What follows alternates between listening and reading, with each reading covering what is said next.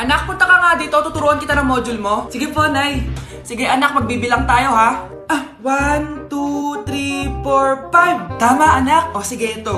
May nakita akong 3 unggoy. Umalis ang isa. Ilan ang natira? 2, Nay. Tama, galing-galing naman ng anak ko. Nay, alam ko kung saan pumunta yung unggoy. Saan, anak? Dito, Nay. Nagtuturo ng module. Huwag mo ako sinusubukan, ha? Sige, ma. Sige, ma. Ito, kung ako ay may 3 boyfriend, tapos nadagdagan ng isa, meron akong... kalandian, ma? Ano kalandian? Halika dito, sinusubukan mo talaga ako, ha? Balita ko, dyan nagtatrabaho yung dati kong asawa. Siguraduhin yung masisisante nyo yan. Dahil ayaw ko ng peste sa kumpanya ng asawa ko. Naintindihan? Susan, alam mo, feel ko talaga mapapromote na ako anytime. Kasi sabi ng manager namin, isa ako sa pinakamagaling sa amin. Ngayon pa lang, congrats na kita. Simula pa lang, alam ko naman na kaya mo. Alam mo, okay din pala na hiniwalayin ako ng asawa ko. At this ngayon, alam ko talaga kung anong habol niya sa akin. Yun ay pera. Madami pang ibang babae dyan, ano ka ba? Tsaka ang importante ngayon, nakafocus ka sa pagpapaganda ng buhay nyo. Oh, luto na to. Kain na tayo. Yes po, ma'am. Okay po. Ma'am, i-hold ko po muna kayo, ha? Wait for a while. Sino itong tumatawag? Sir Ramon, may bad news po ako sa'yo. Ayaw ka po ng boss namin. Ano? Kaya tatanggalin ka sa trabaho. Anong tanggal na ako sa trabaho, ha? Utos lang po sa amin. Hindi pwede yun. Sorry sir, humanap ka na lang po na ibang trabaho. Bakit puro na lang kamalasan dumadating sa buhay ko? Ay. Si Michael ba yun? Michael! Scarlett? Bakit pinauna mo ako umuwi kahapon? Eh, di ba palagi tayo sabay umuwi? May ginawa ako. Tsaka baka magselos yung nagbigay ng bulaklak sa'yo. Para ka namang ano dyan? Tsaka alam mo, na-realize ko, hindi ko na pala siya crush. Tara na nga, manood na lang tayo ng movie sa bahay, yung horror. Sige na nga. Michael? Ma? Ano ginagawa mo dito, ha? Get in the car, uuwi na tayo. Di ba sabi ko sa'yo, nababoard ako sa bahay, kaya umalis ako? Michael, siya yung nanay mo. Kilala mo nanay ko? At sino naman tong babaeng kasama mo, ha?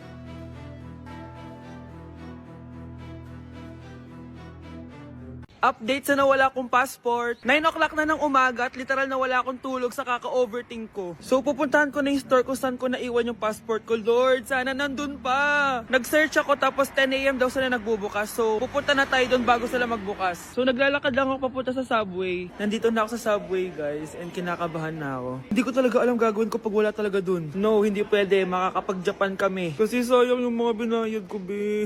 Guys, nakasakay na ako. Guys, nandito na tayo. Kinakabahan ako. Tapos naiihi pa ako. Guys, wish me luck, Lord. Please, sana nandun. Nandito na tayo sa Myeongdong, guys. Tapos dun yung papunta dun sa store. Ako lang pala mag-isa ngayon, guys. Hindi ko kasama si Honey Bunch. Solo traveler. Pinapaayos ko kasi siya ng mga gamit. Pag uwi ko dun sa hotel, diretso na kami airport. Ganun. Grabe sa isang katangahan. Sobrang mahal. Mahal maging tanga dito, guys. Wait lang, may napapansin ako. Parang ang fresh ko dito sa Korea. Yun ang glass skin, no? Ito yung store, yung tier. Diyan ko nawala yung passport ko. Lo, tinitignan ako na ito, oh. Guys, may mga staff na. Try ko magtanong if may nakita silang passport. Sana pansinin ako. Hello? Deadma challenge sila, guys. I left my passport yesterday here. Yes. Can you please check? Guys, ano nandito? Pinakabahan na ako. Lord, please. Magkakabait na ako, please. Hala, guys. Hala, ano tong hawak ko? Passport ko yata to. Yes, makakapag-Japan tayo, guys. Over naman, no? Hindi na siya nag-overthink. Inisip ko ngayon, pupunta tayo na Japan. Guys, nasa airport na kami. Tuloy na kami sa Japan. Bye, Korea. Ano masasabi mo? Alis na tayo ng Korea. Babalik pa ba tayo dito? Yes, at sana next time hindi mo na makakalimutan yung passport. Hala, na paano siya? Be, anong iniiyak-iyak mo dyan? Nagre-relapse ako, be. Nakita ko kasi mga favorite song namin sa Spotify rap results ko. Lo, OA mo, be. Okay, class. Kanina notebook to? Hala, diary ko ba yun? Sige, tatapon ko na to. Total, wala naman may-ari sa inyo, ha? Ma'am, wait! Diary ko po yan. Oh, Scarlett. Pwede mo bang basahin sa buong klase kung anong laman ng diary mo? Babasahin? Ma'am, nakakaya. Go, Bes! O, ganito, Scarlett. Pag binasa mo yan, may plus points ka sa akin. Sige na nga, para sa plus points. Dear Diary, Niligawan ako ng crush ko. Para ako nasa movie at kami yung bida. Siri, play Snow on the Beach. Yee! Ang harata! Kaya pala may Taylor Swift ka sa Spotify rap mo, ha? Ano ba? Ito na nga, next na. Dear Diary, nagselo siya sa boy best friend ko.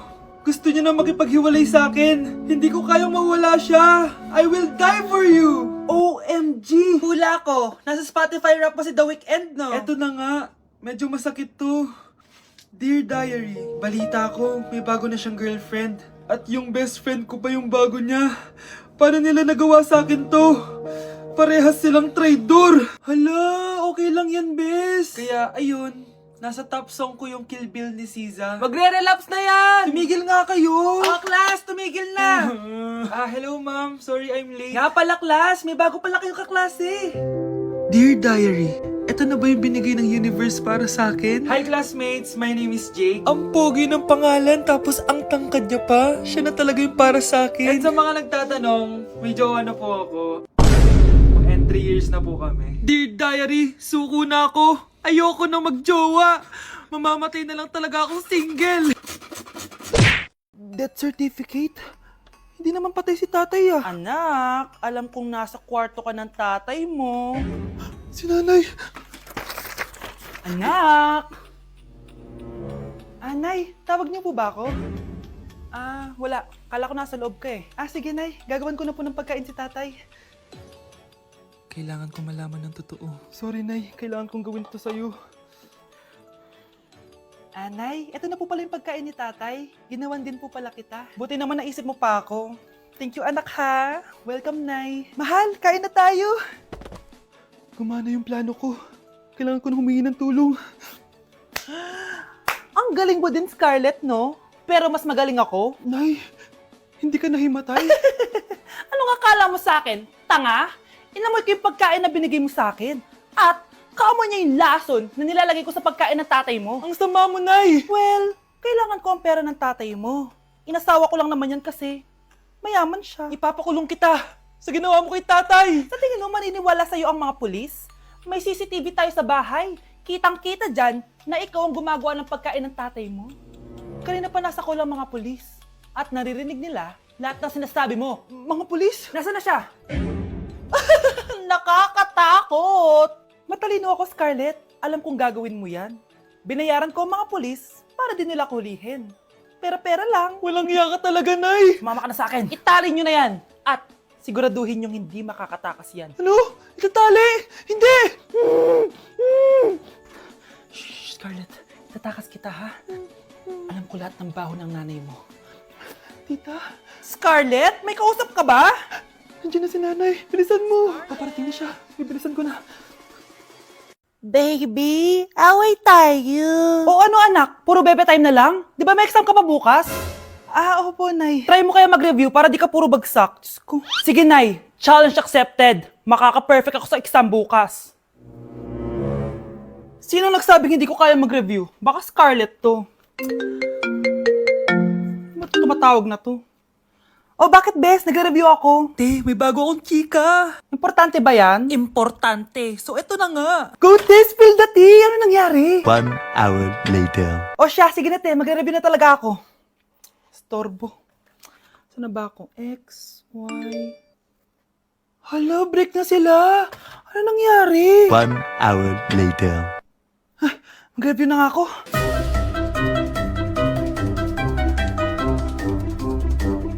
Good morning, anak! Anak, bakit ganyan tsura mo?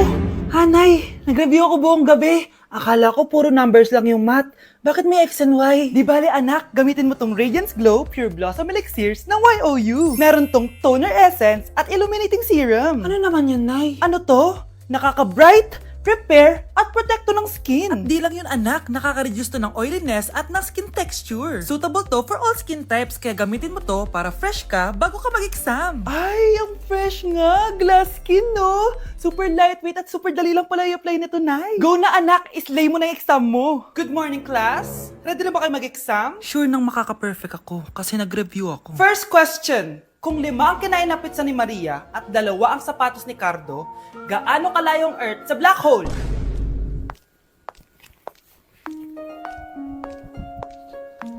Hindi man lumabas ang mga nireview ko, ang importante, maganda ako. Ikinalulungkot ko pero hindi na siya makakita. Masyado nang malala ang damage sa mata niya. Mahal, hindi tayo susuko ha? Gagaling ka. Mahal, huwag ka na magpa-stress. Ginawa naman natin lahat, diba? Mahal, magpahinga ka muna dito ha? Maluto lang ako ng pagkain. Hi, Ramon. Rosa, bakit nandito ka? Balita ko, wala nang pag-asang makakita yung asawa mo. Ibig sabihin, magagawa na natin lahat ng gusto natin. Shh! Huwag kang maingay.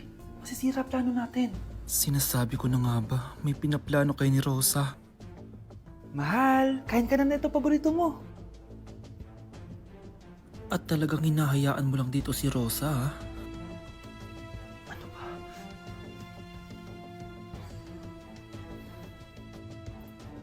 Walang iya kayo? Sa harap ko pa talaga at sa sarili kong bahay? Tay, nabalitaan ko yung nangyari kay nanay. Ipagdasal na lang natin na gumaling pa rin siya, anak. May CCTV dito sa bahay. Kailangan kong makuha yung mga files na yun. Nay? Nay? Nakakakita ka? Anak, please. Huwag mo muna sasabihin kahit kanino na nakakakita na ako. Nay, akala ko ba bulag ka na? Matagal na akong gumaling, anak. Hindi ko lang masabi kasi may masamang kutubo ko din sa tatay mo. Sir, good news! Base sa recent lab test ng asawa niyo, nagre-recover yung mata niya. Ano? Ba't parang hindi kayo masaya, sir? Uy, Mare, may field trip kasi yung anak mo. Kailangan ng pirma ng parents. Rosa, sumagot ka. Kapag pinirmahan mo to, akin na lahat ng mga kayamanan mo. Oh, pirmahan mo na. Tita, wala naman ako field trip ah.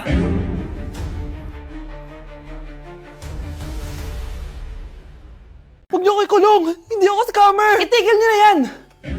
Hindi si nanay ang scammer. Pero nasa bahay na to, ang totoong scammer. Hoy bata, huwag kang mangialam. Wala ka namang ebidensya. Pero nay, alam ko hindi ko yung scammer. Tara na, sumama ka na sa akin. Mga anak, aayusin ko to ha. Babalik din ako, okay? Kung sino man sa inyo yung totoong scammer, umamin na kayo. Nakulong si nanay, di ba? Ate, walang may gustong makulong si nanay. Tsaka bakit kami lang tatlo sinisisi mo? Eh baka ikaw talaga yung totoong scammer. Imbes na magsisihan tayo, magtulungan na lang tayo para kay nanay. Malalaman ko rin ang totoo. Delivery po! Gabi na, may nagde-deliver pa? Kuya, kaninong parcel yan? Kay Susan po ulit. Ha? Paano nangyari yun? Eh, nasa kulungan na si nanay. Aba ma'am, hindi ko po alam. Taga-deliver lang po ako eh. Sige na po. Oh, nasa gitna yung kalaban ha? Hoy, ayusin mo na itong mga damit mo. Ilagay mo muna dyan sa kama. Oh, ayun na! Paano naman ito laman ng parcel na to? Nakakainis, talo na naman. Ano ba ito?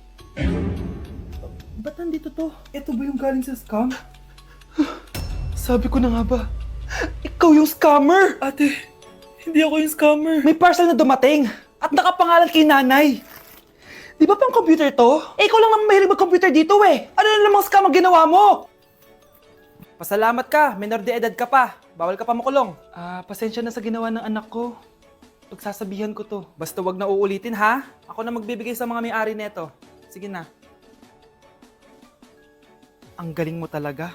O ito, sino to cellphone? Akin tong pera. Mas kailangan ko to. Galingan mo pang mang-scam para mas marami tayong makuha. Bahala sa'yo. Makakaasa ka. Gagalingan ko pa.